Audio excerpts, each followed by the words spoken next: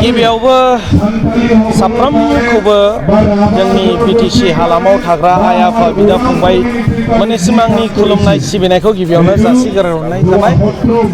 जोंनि बेयाव नुजाफैनाया जों बिसेसकय जिउआव मोनसे गोजोननाय मोनदों।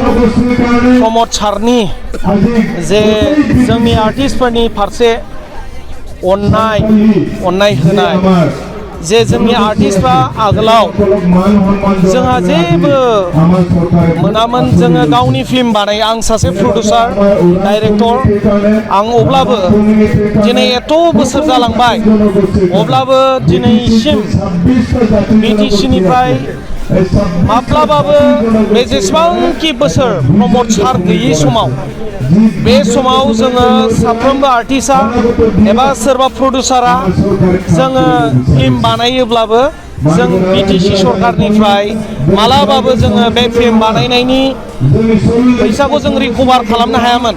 नाथाय जेब्ला प्रमद सारा फैबाय, दिनै प्रमद सारा जेब्लानिफ्राय सिट जिरायबाय, बे समनिफ्राय जोङो गासैबो प्रडिउसार साफ्रोमबो मोनजोबाखैबाबो आं दिनै सासे बुंनो हायो, दिनै आंनि फिल्म बानायनायनि गासैबो फैसा थाखाफोरखौ दिनै बे सरकारनि समाव मोनदों। आरो आंल' नङा, साफ्रोमबो दिनै मोनदों। बे बिथांमोना हयथ' ससियेल मिडियानि गेजेराव नुजायाखै, नाथाय आगोलनि दिनाव जों फिल्म बानायग्राफ्रा माब्लाबाबो नुवामोन।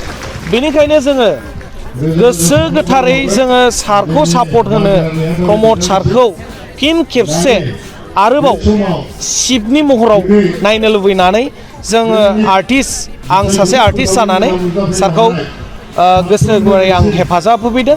मानोना सारनि अननायाव दिनै जोङो सिनेमा हलबो मोननो हाबाय। माब्लाबाबो जोंनि बेफोर सिनेमा हलनि थाखाय जोङो जेसेबांखि बोसोर, जों बारा गोलावखौ बुंला, खिन्थु जोङो 10 एबा 12 बोसोरा जोङो नांथाबदोंमोन जोंनि बिसाया।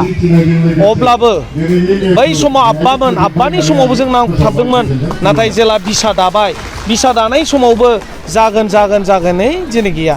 जेब्ला प्रमद सारा सिट जिरायबाय, बे समनिफ्राय जेब्ला जोंनि दुखु सुखु आर्टिस्टफोरनि दिनै गांनाय उखैनायखौ एकमात्र प्रमद साराल' बुजिदों। बेनिखायनो जों आसा लायो, आरो आंबो सासे आर्टिस्ट जानायखाय आं बयखौबो आर'ज गाबो, दिनै सासे बुद्धिजिबि, साननो गोरों, रायजो राजानि थाखाय गांनाय उखैनाय गासै बिथिंनिफ्राय साननो हनो गोरों सासे दिनै जोंनि प्रमद सारखौ फिन खेबसेबाव मानोना सुबिदाखौ होगोन होननानै आं आसा थियो।